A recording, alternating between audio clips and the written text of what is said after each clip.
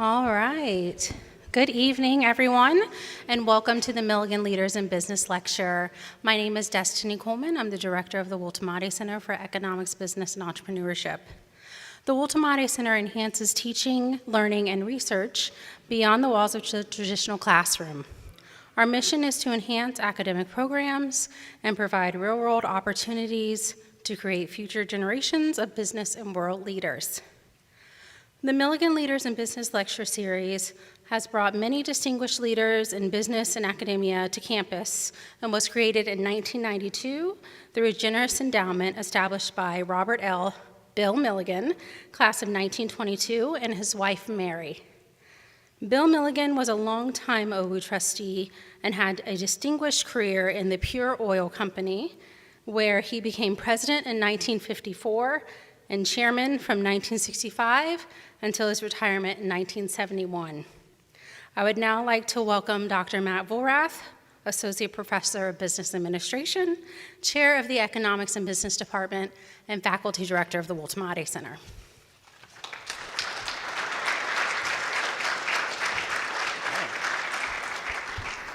Hi, everybody. Thanks so much for being here. It's my pleasure tonight to introduce Scott Milligan. Scott Milligan, class of 1990, is a serial entrepreneur who has founded and led multiple healthcare startups from concept to successful exits. In 2014, Scott built and transformed the company Pet Cure Oncology from an idea into the market leader in providing advanced veterinary radiation oncology for pets. He successfully sold the business to a private equity-backed company in 2020. The company is now called Thrive Pet Healthcare. Before that, he co-founded Stereotactic, and as chief development officer, he created the largest private network of stereotactic radiosurgery cancer treatment programs in the country. Through this venture, Scott and his business partners also founded and launched Skin Cure Oncology, a leading provider of non-invasive treatment for skin cancer, with over 400 locations throughout the United States, and have recently partnered with private equity sponsors. Currently, Scott is the Group Vice President of Thrive Pet Healthcare, overseeing the national outpatient veterinary specialty business. Thrive is a $1.4 billion revenue company with 8,000 employees and 1,300 doctors. Scott also serves on the board of Skin.io, which is an AI-driven skin cancer screening company based in Chicago. Scott began his career in consulting, most notably at Ernst & Young, where he served as a senior manager in the healthcare group. And he holds a BA in economics with a concentration in management from Ohio Wesleyan University. Scott, thanks so much for being here. We're thrilled to have you.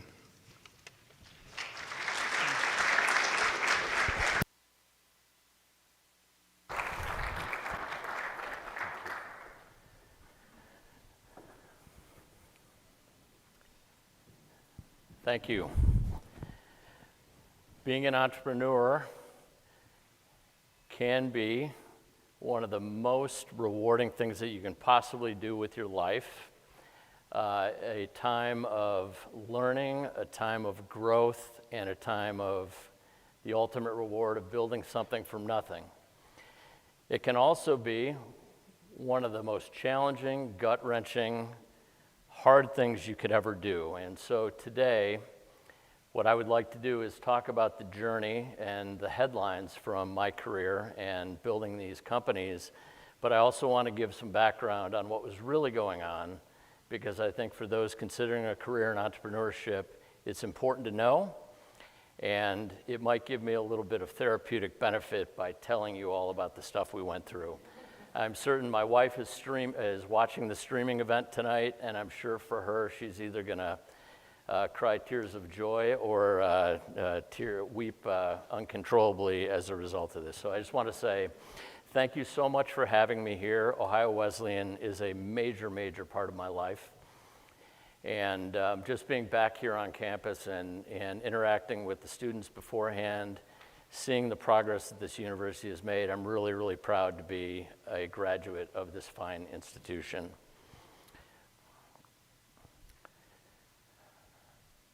So today, oh boy, I ruined that. So today, I'm going to talk a little bit about my Ohio Wesleyan legacy and how it played into my entrepreneurial journey.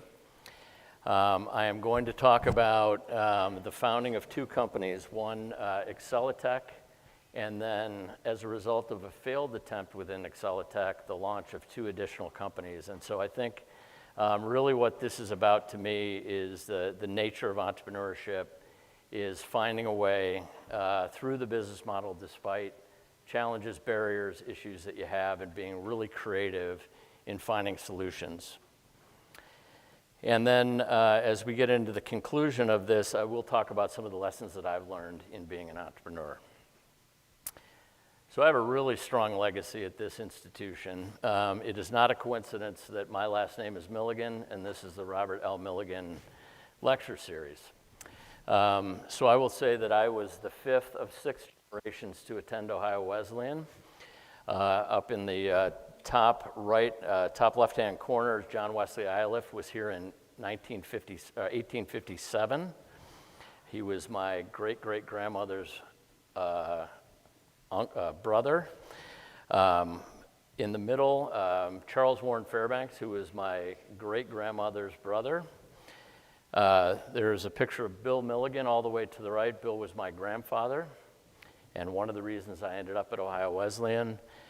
My brother, John Milligan and Kathy Milligan, who have been actively involved in the university as board members and contributors to multiple projects on campus.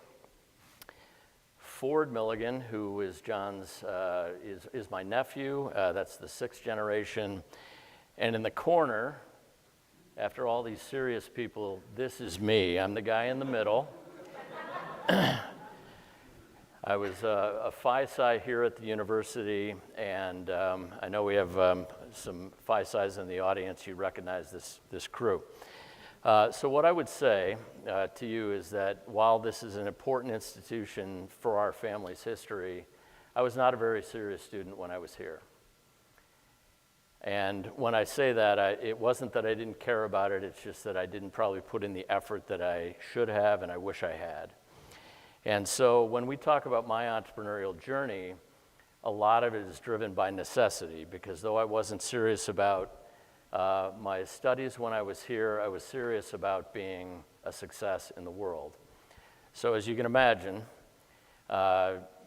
with my grade point average out of Ohio Wesleyan, Goldman Sachs calling me for jobs, and Apple computers really didn't want me. So part of this is necessity, and I hope that for some of you, this will resonate.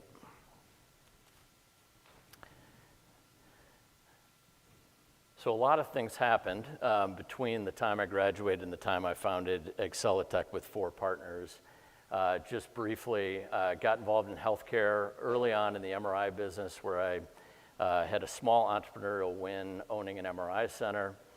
I was in a startup consulting company, worked my way into Ernst & Young somehow, which is obviously a huge, legitimate, excellent place to work. And then that led me to working for a private equity-backed neurosciences company here in Chicago. And so this is where it all began, and I'll get a little bit more into this, but some of the leaders at that organization and I decided to go out on our own and create what we call Excelitech. So I'll get into what Excelitech does, and then I want to talk about how what the behind the scenes looked like during this startup. So what you see in front of you this is a stereotactic radiosurgery machine. It is designed to fight cancer by delivering a massive dose of radiation with sub-millimeter accuracy. So what that means is that if you have a brain tumor and it's around your optic nerve, stereotactic radiation will ablate the tumor and melt it without affecting the eyeball. So it's really, really important technology, a huge advancement in cancer care. So I didn't invent this. I wish I had. However, what Excelitech was designed to do was to buy this equipment, put them on campuses of hospitals, and partner with doctors to really advance the adoption of this technology. So we had that plan in 2005, And we had a typical business plan that I think everybody's business plan in 2005 sounded the same. It was, we build the 25 centers, 100 million in revenue, we sell in 5 years, life is great. That was our business plan. And I'll tell you how it went. So over the next several years, we worked with, we built this business model. And so it was really designed to do, the basic tenets of it is that we would partner with these hospitals, structure long-term deals with them, and then do structured financing. So if the equipment was, in this case, $7 million for the equipment in the building, we would get non-recourse debt and finance part of it, and we would get equity from ourselves and others to create these centers. So really high infrastructure costs. It was completely based on the reimbursement structure from the government and from insurance companies. So our revenue stream every year would get challenged, and it would go up or down based on what the government believes. So when we talk about healthcare startups, this is a major component of healthcare startups. Is the reimbursement strong, and is it stable enough that it will maintain itself over the life of the project? And I'll get into a hurdle here. And then massive regulatory barriers to this business. So anti-kickback, fraud and abuse, securities laws, all of those things come into play. So what I would say about the business we've created is an unbelievably complex model. And so as we built these locations, we were lucky enough to develop 16 of these across the country. I was the chief development officer at the time. It was a very, very challenging endeavor.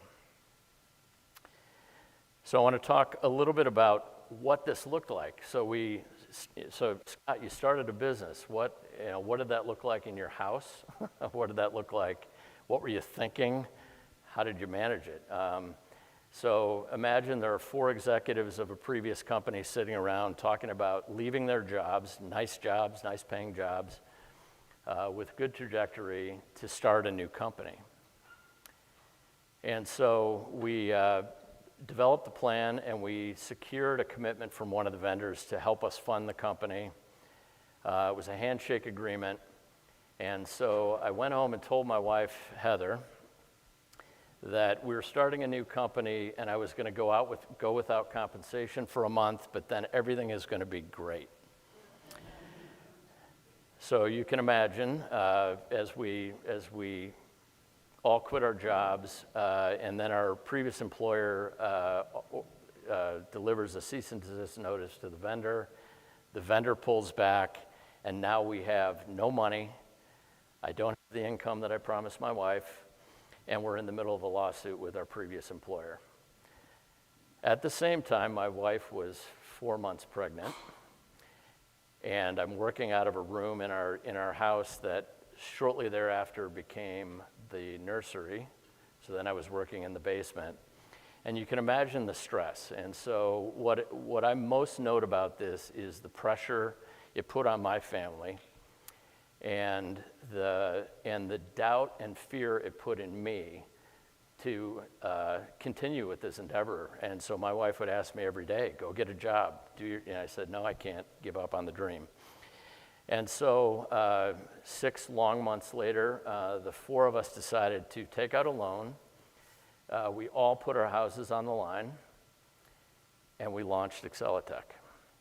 And if you asked me to do that today, I wouldn't do it. But I have to say that in retrospect, it was one of the greatest risks I think we took. But it was one of the hardest things you can imagine, telling your wife that our new baby is here and our house is on the line, and I have to go to work and figure it out. So the behind the scenes were very, very challenging. So fast forwarding here, we built this massive network of 16 locations across the country, partnering with people like Yale University, Cooper Health, and many, many others, Tenet Health across the country. It was a really well-accepted model, and we really rapidly grew this platform. So 16 cancer treatment centers at our peak. Each one of our deals required us to raise individual capital. So we would secure funding through investment from doctors, investment from the hospitals, some of our money, and then raise non-recourse debt. So from that standpoint, very hard. Revenue was based on how many patients we treated, so the number of cancer cases in the market and those that were referred to us. We had really variable, if you look at multi-site healthcare, which is really my sweet spot, which is just clinics all over the place. One of the challenges is you always have your winners and you have your losers and you have those kind of in the middle. And we had the same thing here. So as an organization, we had some really, really profitable parts of the business, and then you had other losers that would drag it down. And so it created huge cash flow volatility for us. So as we're operating these centers, generating cash, reinvesting cash into the new business and new centers, cash flow was constantly a challenge for us. During this period of time, just in full transparency, there were years we went without salary, and even worse, there were years when we went without salary and we're putting our own cash back into the company. So you can imagine, again, I just want kudos to my wife who's watching the live stream. Thank you for allowing that to happen, and I'm thankful it all ended up okay. All right, so now into the complications. So imagine you're 9 years into a startup, you've built a business, you have 16 locations, you have dozens and dozens of employees. You're helping cancer patients all over the country. You're working on making the business more efficient. And then here come the problems. So in 2014, Obamacare hit, the Affordable Care Act, and reimbursement for stereotactic radiosurgery dropped dramatically. And it dropped to the point where the business model was unsustainable. And there really was no way for us to make it work long term. So you can imagine, you're in a startup, you're 9 years old, you're finally getting there, and one swipe of a pen, and you have to start over. We also had challenges with market competition. So CyberKnife, the device that I showed you, was unique in every way. It was a complete disruptor to the market, and what ended up happening was all of the other radiation device companies were able to replicate what they could do. So our device became less desirable and more people had it. So we're competing for the same patients now with a much bigger population of people. So really kind of the death knell for a business is how I would describe it. So what did we do? So this is really where tenacity, flexibility, creativity, are so important, and as an entrepreneur, it's really about those things that I think make business plans, good or bad, work or not work. So we chose to strategically divest of most of our assets, so we sold about a third of our assets. We closed a third of them, and we held on to a third of them just to work them to their final conclusion. We actually still own a couple right now, but for the most part, we just really unwound the business. And we focused on really two new strategies within our group. The first was the pet care opportunity strategy, which I'm going to spend a lot of time on today, talking about pet care, and the skin care strategy. And so pet care was designed to take the technology that I described to you previously, stereotactic, and advance it into the veterinary field and treat dogs and cats with cancer. Skin care uses radiation, superficial radiation, to treat skin cancer as an alternative to Mohs surgery. So if any of you have had Mohs surgery, it's where they take a slice off your face where you have a cancerous lesion. They put it under a microscope. If they didn't get it all, they keep slicing. And it's a really horrible thing to go through. So this was designed to be a non-invasive solution for treating skin cancer. So these were our ideas. So here we are 9 years in, it's a bust. Let's launch these two new companies again. So you can imagine the stress involved in that. So let me talk about the early formation of Pet Care Oncology. This is an actual picture of the diner where I wrote on the back of a napkin the Pet Care business plan.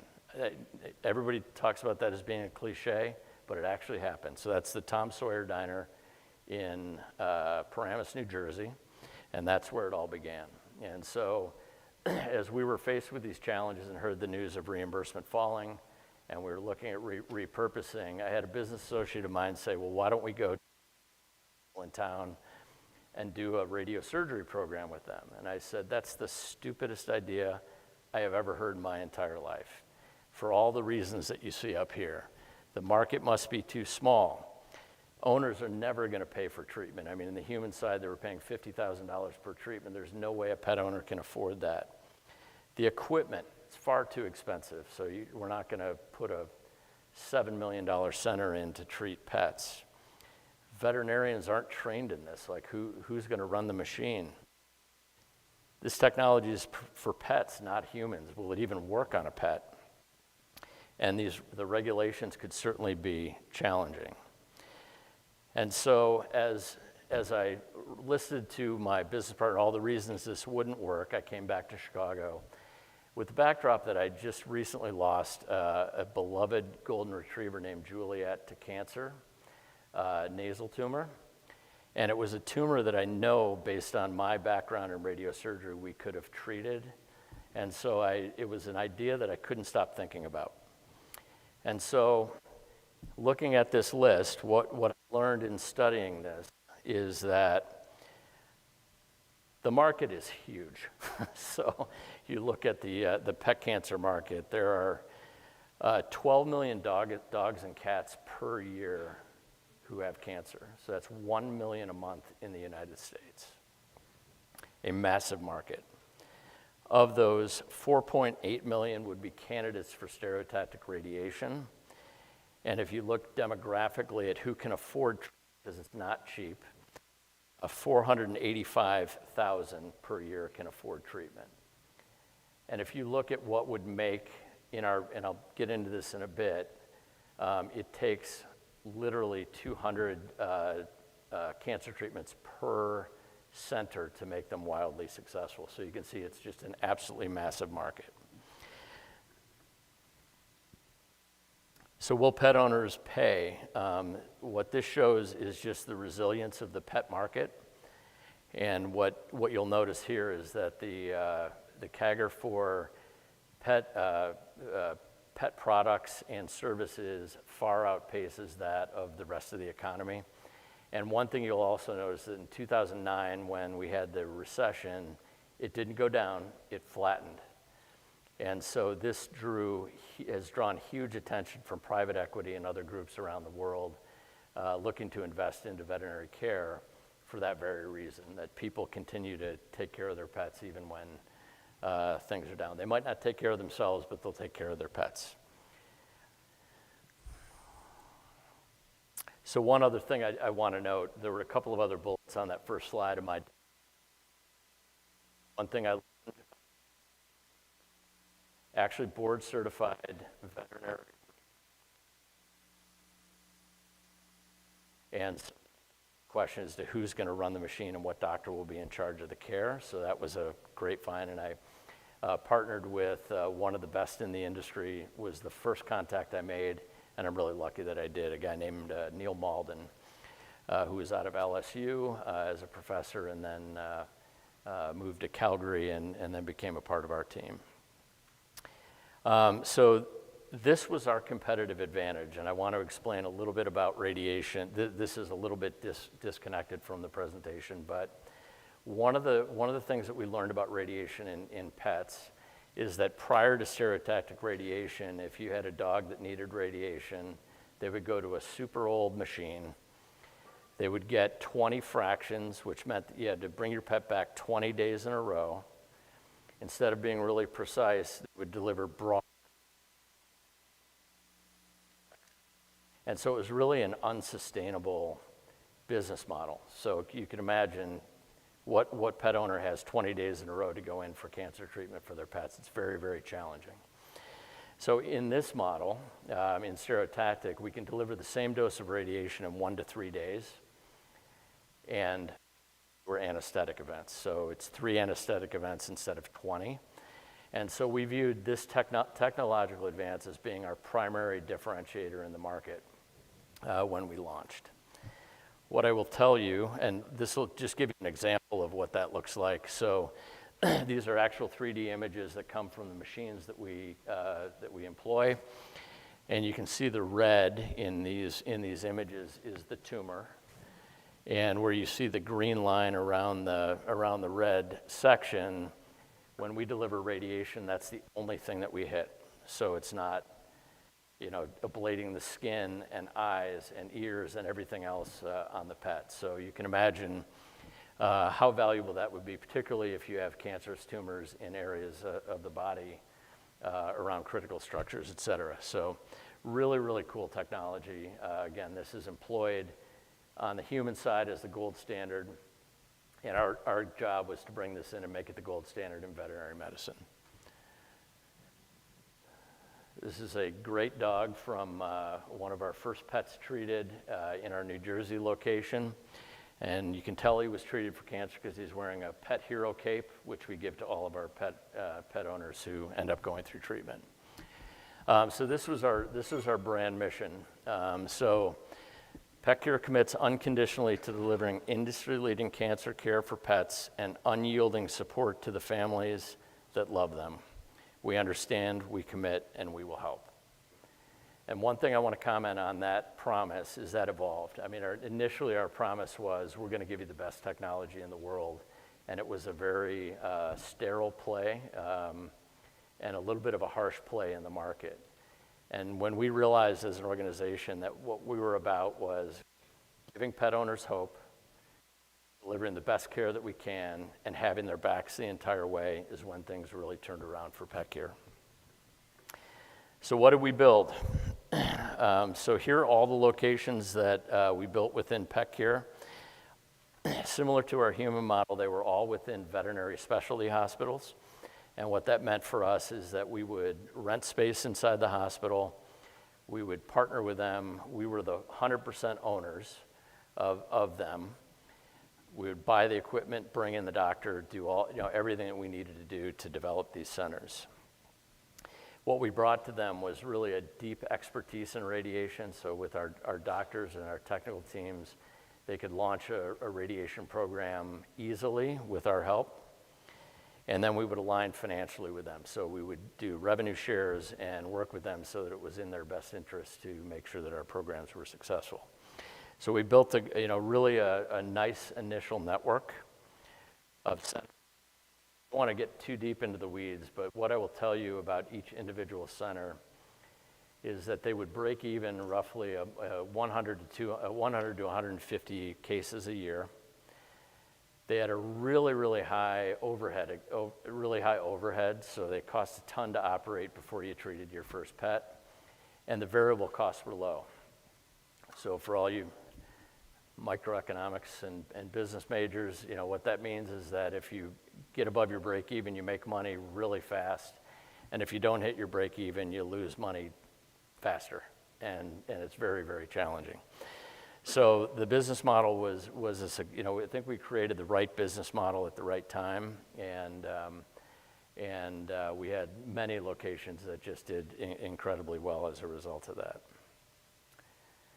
I want to just focus for a minute on the importance of teams. So when we talk about being entrepreneurs, it's not like Scott went out and did this, and you're going to go out and do that as entrepreneurs. It's really important to surround yourself with the best. And what I would say is, and people doubted me when I did this, but we overhired for key leadership positions within the company. And what I mean by that is we hired one of the best veterinary radiation oncologists in the country, paid him a ton of money to be there. And so that was a really important part of this. Our chief marketing officer was the chief marketing officer at Cancer Treatment Centers of America, which if you've ever been up at 2 o'clock in the morning watching TV, you've seen their ads. But a fantastic and seasoned veteran. Our operations person was one of the business partners and a long-term operating, really strong in operations and development. And then from Cancer Treatment Centers of America, we had Nancy Dahl as well, who was our head of talent. So just a powerhouse in terms of their capability. So overhire is the message for those key roles. You can't piece it together. There's one person on this list that is not on here because of the date of this slide, but a guy named Dave Shefford. He was our chief legal officer, a founder of Excelitech and all of these businesses with me. And what is so interesting is that before we got to our first exit, my dear friend Dave passed away from skin cancer and left, my right-hand man kind of left, and he never had an opportunity to see what he had built come to fruition. And so I just want a little shout out to Dave, thinking about you today. All right, so industry pushback and hurdles. So I expected when we launched PetCure that I would be a hero, that we were bringing this incredible technology to the vet space. The veterinarians were going to love us, and I expected pet owners to flock to the service. It was like, I thought they would hold me on their shoulders and love me. The industry hated me and us, and it was really a challenging start to this. I was viewed as the human healthcare guy who's trying to disrupt the veterinary industry, and I don't know anything about the vet business. People accused us of hurting animals with the large dose of radiation that we were creating. Just an awful lot of hatred. So we would go to these large vet conferences, and you could hear people whispering when you walked down the hall. So I'm happy to say, and I'll talk about this in a little while, that changed, and it changed for the better, and thankfully we were a key driver in changing the industry in that regard. The other thing that happened to us in that period of time is that the referrals in general were slower than expected. So we were relying on referrals from referring veterinarians, and it just wasn't happening fast enough. Another major challenge for the organization was just scarcity of debt and equity capital. And you can imagine it's pretty easy to get debt financing for a hospital-based program with a hospital that's been around for 100 years and we're their partner. When you're trying to raise capital into a new idea in the vet industry where you don't have that long-term sustainability to back you, it's very, very challenging. And so one of the things that we strayed from in our business model is we ended up using private sources and paying way too much for debt through the process. So it's a really important thing to note. The other thing I'll note, I'm going to talk about all of the capital we had to raise and all the different sources we tried. And what I will just say is that my job, CEO at Huron, I thought was going to be fun building the business. I was raising money constantly. It was almost 100% of my job through creation of this. We set strategy and then raised capital. And then the final thing I want to say is this is something that I don't think is often covered in entrepreneurial classes and in discussions, and that is the importance of keeping the team going in very difficult times. And there are a couple of pieces of advice that I have for those who want to become entrepreneurs, and that is there's nothing more important than having your people trust in you, so have complete trust, and believing in your vision. And it's never more important to be the last one who eats than it is in an entrepreneurial startup. So you need to know if your people are going to suffer, you need to suffer more. You need to work harder, it needs to hurt you financially more, et cetera. And I think that's a really, really important part of this. I think EQ, building trust and building those relationships, kept this company alive. And we'll get into this in a bit, but there were moments where I had employees, not even owners of the company, foregoing compensation. Can you imagine? And they did it because they believed that we were going to get there and we would make it happen, and it was trust in me. And that's a huge amount of responsibility to take on. Imagine, I didn't sleep a lot during that period of time. So some of the investments that we made, so the industry was doubting us, we really invested in clinical outcomes. And prior to us being in this industry, there were a handful of really poorly done papers from some universities with very few pets showing how effective stereotactic radiation was. So 9 dogs out of a university out west, 5 dogs in another location, not really compelling clinical data. And one of the things we realized, if we wanted people to refer to us and we wanted people to elect to treat, we had to be able to tell them with certainty what the data would tell us. So does it work? How many years can I expect? And then I'll weigh that against the cost. So we invested very heavily, and I'm happy to say that from a data standpoint, PetCare at the time of sale and today has the largest, by far the largest database of clinical outcomes, and we use that data in our marketing all the time. So the other thing we did, you can imagine I had the Chief Marketing Officer from Cancer Treatment Centers of America. They are a complete direct-to-consumer group. And so we steered away from, enhanced our referral marketing efforts with direct-to-consumer advertising. And we did pay-per-click, we did videos, we did all of those things to try to drive business into this. And this was another thing that was completely taboo in this field. So in veterinary medicine, general practitioners, as your standard vet on the corner, refers to a specialist, and the specialist sends it back to the GP, and you don't go to, it's 100% referral business. So the fact that we were talking directly to customers about cancer rubbed some people the wrong way, but it worked really, really well. So in addition to that, we also developed an entire sales team to work with referring partners around the country. And then we also developed a telehealth platform. And so this was designed essentially so anybody in the world could take images of their x-rays and images of their dog, share them with us, and they could get a consult directly via Teams or any other platform with our doctors. So we were doing this before COVID.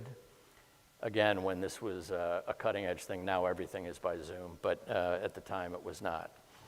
And then the final thing we did is we created a call center. So we had a 1-800 number, and with all of our ads, we had pet advocates on the phone every 24 hours a day. If somebody had an issue with their dog, they were there to quarterback their care, answer questions, make them feel loved, appreciated, supported, and get them in the right hands. So really, if you look at the veterinary industry, it's very different, and it was a model that was, again, not loved by others, but it worked. It was extremely effective in building our business. Okay, I want to shift gears a little bit. Let's talk about capital. So if you want to create a startup, capital is a pretty important thing. So different than Excelitech, within the PetCare framework, we decided initially to raise about $4 million, and we did it from friends and family. And so a bit of advice on this front. I think the beauty of having friends and family invest in your company is they're flexible. They probably put less scrutiny into the business than you would get from a private equity or venture capital firm. The downside of that is that they're investing in you as a person, and it really changes the dynamic of your Christmas and holidays around, if things aren't going very well. And it may not for them, but it certainly did for me. So there was a constant pressure. People I play golf with and other people, every time you see them, you're like, oh God, I hope he doesn't talk about what's going on because it's not going well this week. So, but I think it's a common thing to do, and we structured convertible notes where it was a loan, and then when we sold the company, there was a strike price, and it converted into equity, and that's how that worked. So pretty quickly, we started running out of money for the reasons I talked about earlier, and so from 2016 to 2019, we had 2 separate investment bankers, went on the road looking for venture capital funding, private equity, and really put a ton of energy into it in creating and trying to secure funds. In 2019, we even tried crowdfunding. We had some really high net investors who were super interested. We even had plans for an IPO at one point. And you can imagine a small company like this trying to pull off an IPO is probably a little crazy. And one thing I will say is that you tend to, when you're in this environment, there's sometimes a form of desperation. Like you get to these points where you're building a company, you have 60 families who rely on you, have pet owners who love you, and you'll do anything to get the capital in to build a company. And one of the things that we did was a structured debt deal that required us to raise $1 million from our investors, hand it off to our broker, and they were going to return $5 million to us through some structured loan deal. Turned out it was a scam, and we lost $1 million right in the middle. I'm sorry, my voice. Right in the middle of a time when we needed the money the most. And so my point in that is that you need to stay the course. And as we headed into 2020, there was also another major event that was occurring. That was COVID. So you can imagine at the beginning of 2020, we had a large private investor who was ready to invest. Things were starting to look up. Everything was looking pretty good. COVID hit, and then all of a sudden, all bets were off.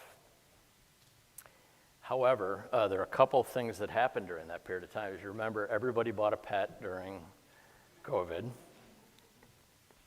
People had money because they weren't going out. Excuse me. Wow, that was loud. Sorry. And what ended up happening with our business is we ended up growing dramatically during COVID. So we ended up our revenues went up 30% during COVID. We reduced staff because nobody could go out in the field. Wow, I'm really losing my voice. And then in wow, that is not great. If I write it down, can you say it?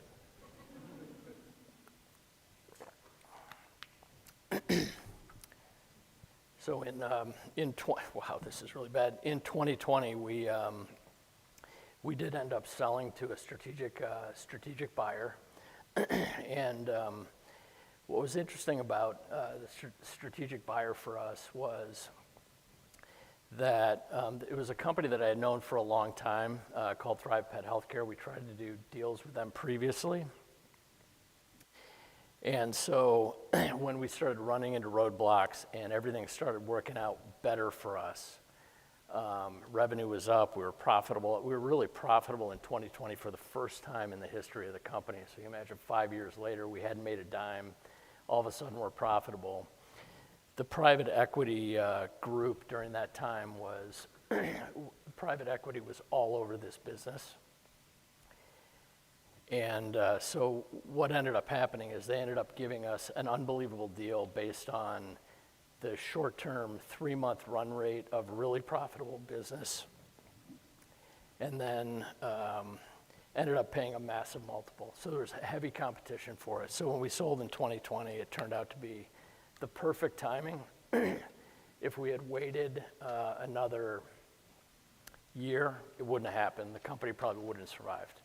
So we would have run out of cash. There was no buyer. Everybody stopped buying. Interest rates went up, as you recall. So when interest rates go up, all the PE firms were now over-leveraged and went from negative cash or positive cash flow to negative. So what I will say is that if you look at the time horizon, I should cough the other way, sorry. So if you look at the time horizon, this is the entire build of Pet Cure Oncology. You can see launching locations, closing locations, which is a hard thing to do as an entrepreneur, launching telehealth service, and you can see when we hit the Thrive transaction, when we sold the business. You might see that we continued to grow after the sale, which was very positive. But again, if we had waited that long, there would not have been a buyer for the business.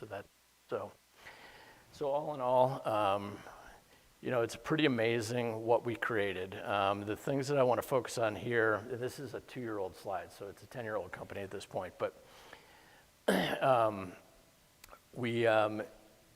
and I didn't talk much about these, but we really focused on customer experience. So we had one of the highest Net Promoter Score in the industry. We had 5,300 telehealth visits since 2018. So when we launched that telehealth platform, it became almost the primary driver of business for our centers. Massive amount of web traffic. So if you look at the web traffic of the organization, people who are looking, my dog's been diagnosed with cancer. If you go online and Google it, I promise you pet care will be near the top, because we had massive amounts of information on every type of cancer you'd ever want. So we wanted to become the resource. 4 novel clinical trials. 79% of what we did was this high-end stereotactic radiation. And right now, this is a couple years old, we're now at 10,000 pets treated across the country. So of that massive number every year that you see, of 12 million a year, we're helping a very small fraction of them, but it is a super rewarding business for us.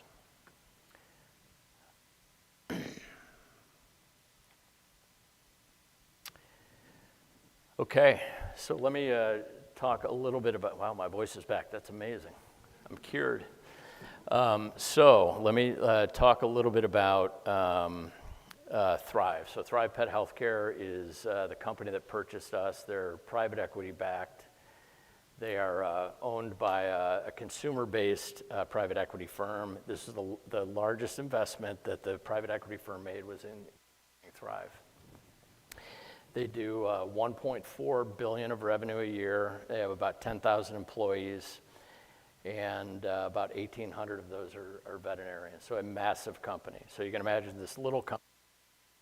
We created Pet Care, and now we roll into this giant organization. And so I can say that one of the things that entrepreneurship has taught me, and going through the struggles of a startup and successfully exiting, is that anything they throw at you in a big company is nothing compared to what you experience in entrepreneurship in the greatest way. And what I mean by that is going through the entrepreneurial journey, there is a sense that you can handle anything.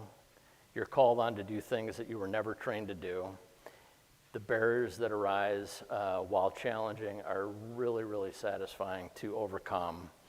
And I think it makes you, even if you're not a lifelong entrepreneur, I think the experience makes you a much better business person and gives you accelerated seasoning in the business world, is what I would say. And so for Thrive, I now operate a division within Thrive that covers a whole bunch of other businesses that look a lot like Pet Care. So they've continued to buy companies like ours.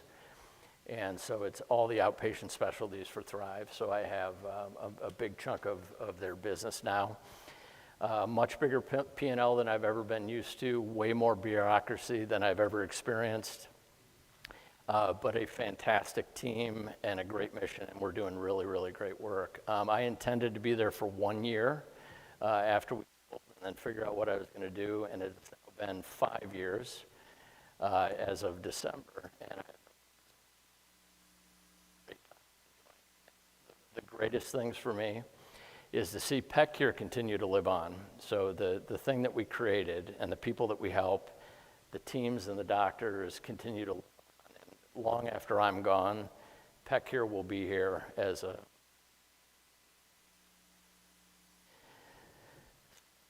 story, and I am really opportunity to tell you all about it and be more than thankful to answer any questions that you all have.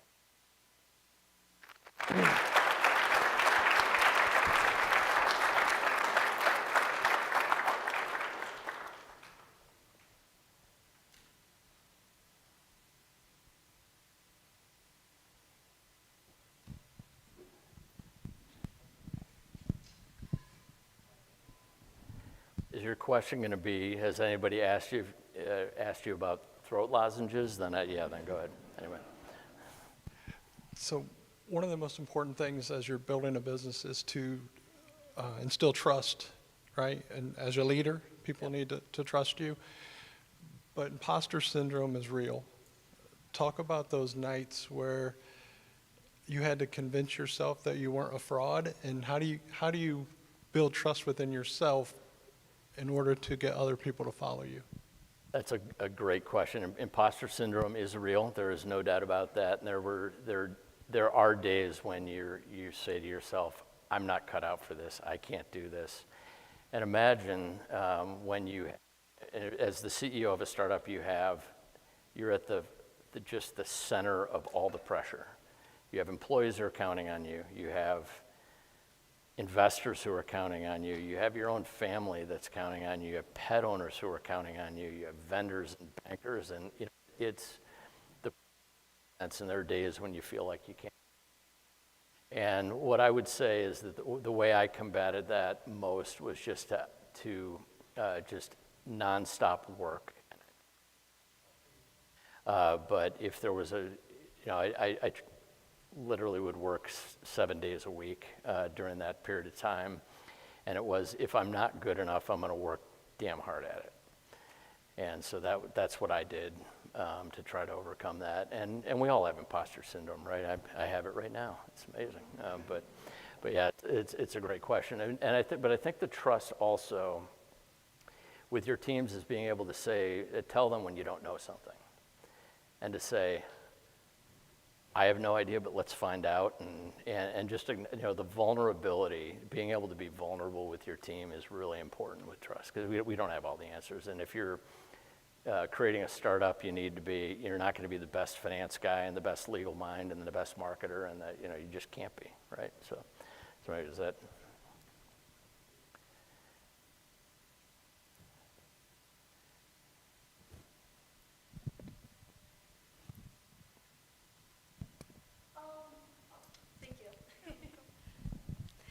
Is there anything you wish you had done earlier in your entrepreneurial journey that you think would have helped you succeed or made things easier for you in the future? Do you mean starting my career in entrepreneurship earlier or within the company? Yes, either. Either or. Yeah, I think if I look at the things that I might change, the things that I might change in the journey is I think picking your business partners is super important. And we had some really amazing partners in these groups. There were 4 of us. We all had different talents. Even though they were great, it's very hard to have partners, particularly when you're dealing with stressful situations. So I think my next business venture, I think I'm going to go it alone. So I think that's one thing. I think you can be more swift, and you have a lot more risk and accountability when you do it on your own. But I think that is certainly a part of it. The other thing I would say is that when you're creating a new business, I think testing it for a while and getting the model figured out before you expand is really, really important. When you look at that slide, we launched 3 locations in the first 6 months we were around. We had no idea what we were doing, but we had these 3 locations. And what I wish we had done is perfect it. Do one, perfect it, and then scale it. And so I think that would have helped us a ton, because we were cleaning up messes for a while from that endeavor. Thank you. Sorry. I know you said you're happy at Thrive now. Do you see yourself ever doing another startup or anything like that? I never say never. It's in my blood, so now that I've had a taste of it, I do find myself wanting to, at some point, do another startup venture. I'm going to be at Thrive for a little while, based on some of the things that are going on there that are exciting. I hope by the time I decide to leave Thrive, I have enough gas left in the tank to do it. I'm 57 years old, and time is a-ticking, but we will. I definitely have a desire, and I think it's fun. I view it at this point in my life as being really fun. So if all the things I've told you today, all the challenges and things are really more of a reality check, but on balance, if I look back on my career, I had a blast. I mean, it was so much fun to build these companies and create something out of nothing and have it work. If it hadn't worked, it might be a different story, but I think it's in my blood.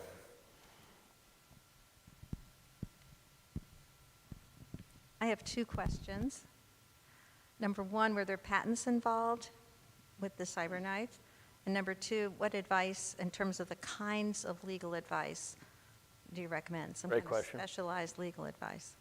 Yeah, so with the cyberknife, we were not the inventor of the cyberknife. I think, as I mentioned, that was created by a company called Accuray. We were the buyers of the machine and operators of the cancer treatment centers. Legal is a major issue, and what I would say on it, we had a general counsel, like a chief legal officer in our company, guiding us through it. I don't think there's another company of this size that had a chief legal officer. Just given that. So I would say I tend to treat chief legal officers as business partners in trying to solve problems. And so you can blow a lot of money on law firms, just churning. But I think it's really important to find a legal mind who's solution-oriented, understands your business, and is a real business partner to you. The good news for me is my chief legal officer actually had as much equity in the business as I did, so he was very interested in getting things done versus billing hours. But in the human business that we created, Excelitech, we had multiple outside firms. We had outside firms for the securities and regulation work, and then we had others for the fraud and abuse, anti-kickback, CMS type work that they had to do. So I would say it's just part of the deal, and you have to find good ones. Hi, I have a question. How do you separate your self-worth from the success or failure of your businesses? Or, like, other words, how do you balance humility with having the confidence to take a bet on yourself and take risks? Great question. Wow. I don't view my life's work as being PetCure and Excelitech. I view them as a really important thing that I've done, something that I've enjoyed. And in fact, I've handed off the reins of PetCure to someone else and let them put their fingerprints on it. And I don't know if that answers your question, how I do that, but to me, life is much bigger than the companies that we created, and I don't, if anything, I'm standing in front of you telling you the story. I guarantee most of my friends at home don't know a thing about this company because it's just not part of who I am. I did this for the fun of it and for me and for the pets we help. So. I don't know if that answers your question, but that's a really good question. Yeah.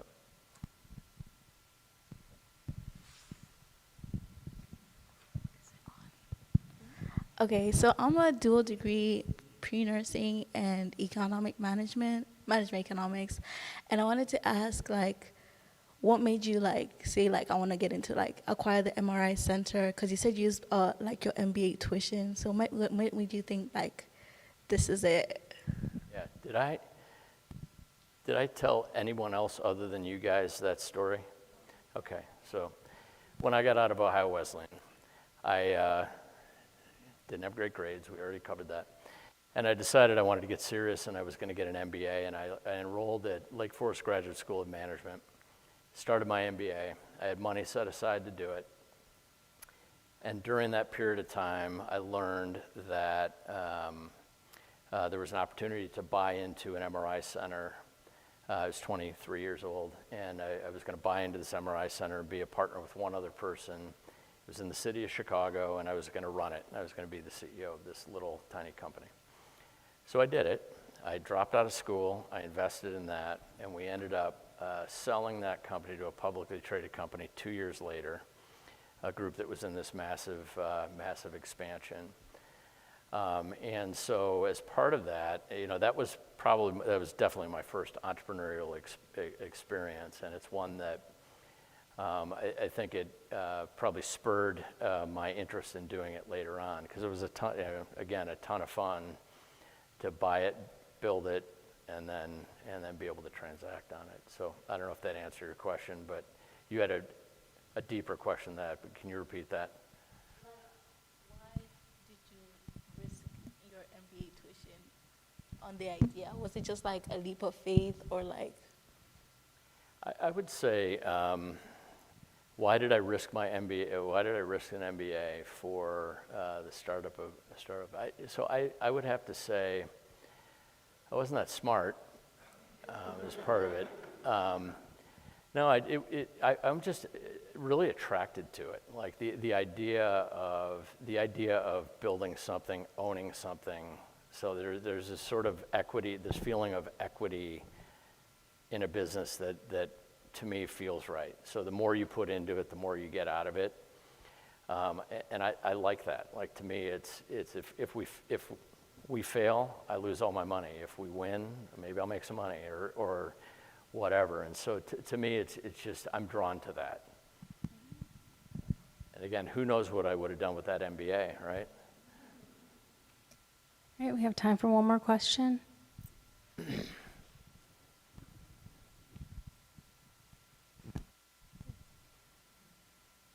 So, going off of that, if there was another type of business that you could have bought, would you have still gone for it? What industry that interested you, and how did you know? I think like many of us, we end up taking an early job. So for me, I was in the MRI development business for a little bit before I started. And so I think I launched into that business and into healthcare. And I think what happens to many of us is we become experts over time accidentally. So for me with Excelitech, I was already a good 12 years into my career, and it's too hard to switch. So I think part of it has to do with that, is that I'd already started on this path, and it's what I knew the most, and I didn't know a whole lot about starting a burger chain or any other entrepreneurial endeavor. So that for me, that's just what it was familiarity. Thank you. All right, we want to thank Scott one more time. Everyone give him a round of applause.